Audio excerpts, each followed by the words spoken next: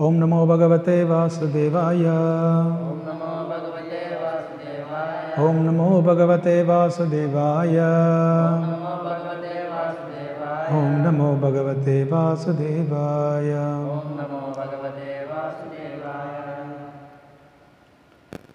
So every day we are supposed to read these books, and because Prabhupada wanted his books to be read on regular basis. So today we are going to start right from Preface. We must know the present need of human society. And what is that need? Human society is no longer bounded by geographical limits to particular countries or communities. Human society is broader than in the Middle Ages, and the world tendency is toward one state or one human society. The ideals of spiritual communism, according to the Srimad Bhagavatam, are based on more or less on the oneness of the entire human society, nay of the entire energy of living beings.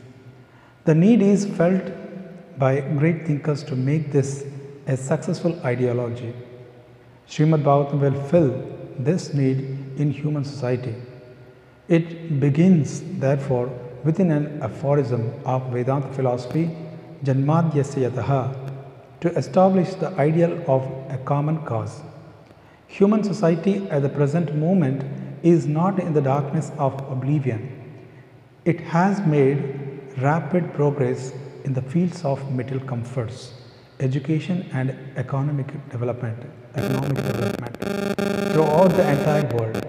But there is a pinprick somewhere in the society body at large, and therefore there are large-scale quarrels, even over less important issues. There is need of a clue as to how humanity can become one in peace, friendship, and prosperity with a common cause. Srimad Bhagavatam will fill this need, for it is a cultural presentation for the re-spiritualization of the entire human society. Srimad Bhagavatam should be introduced also in the schools and colleges, for it is recommended by the great student devotee Prahlad Maharaj in order to change the demonic face of society. Kaumaram acharet pragno dharman bhagavatan iha dullabam manushajamna tadapi adruvam adadam. 7.6.1. Disparity in human society is due to lack of principles in a godless civilization. There is God, the Almighty One, from whom everything emanates, by whom everything is maintained, and in whom everything is merged to rest. Material science has tried to find the ultimate source of creation very insufficiently, but it is a fact that there is one ultimate source of everything that be. This ultimate source is explained rationally and authoritatively in the beautiful Bhagavatam or Srimad Bhagavatam.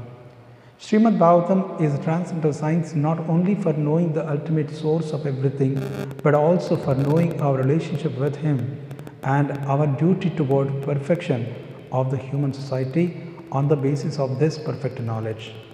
It is powerful reading matter in the Sanskrit language, and it is now rendered into English elaborately, so that simply by a careful reading on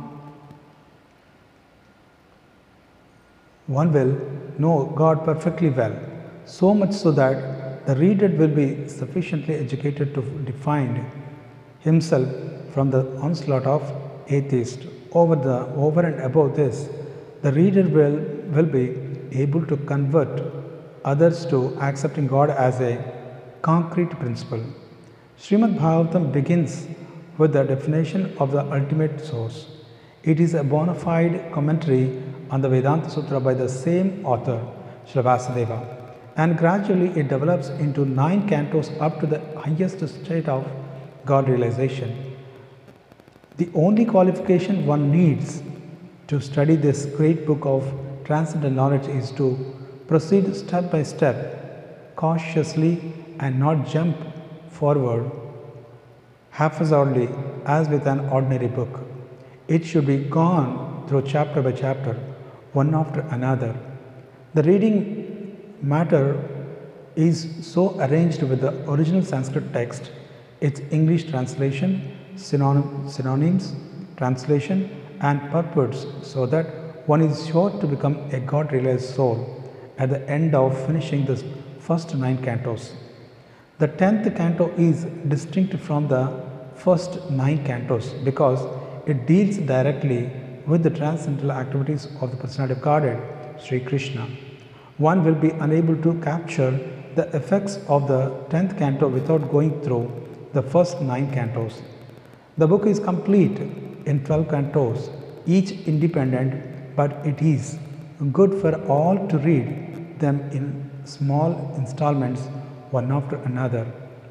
I must admit my frailties in presenting Srimad Bhagavatam, but still I am hopeful of its good reception by the thinkers and leaders of society on the strength of the following statements of Srimad Bhagavatam 1.5.11.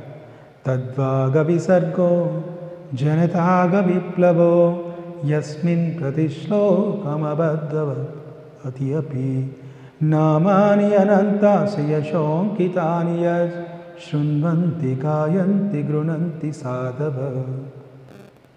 On the other hand, that the literature which is full of descriptions of the transcendental glories of the name, fame, form, and passions of the unlimited Supreme Lords is a transcendental creation meant for bringing about a revolution in the impious life of a misdirected civilization. Such transcendental literature, even though irregularly composed, is heard, sung, and accepted by purified men who are thoroughly honest. Om Tat Sat. His Divine Grace Bhaktivedanta Swami Prabhupada.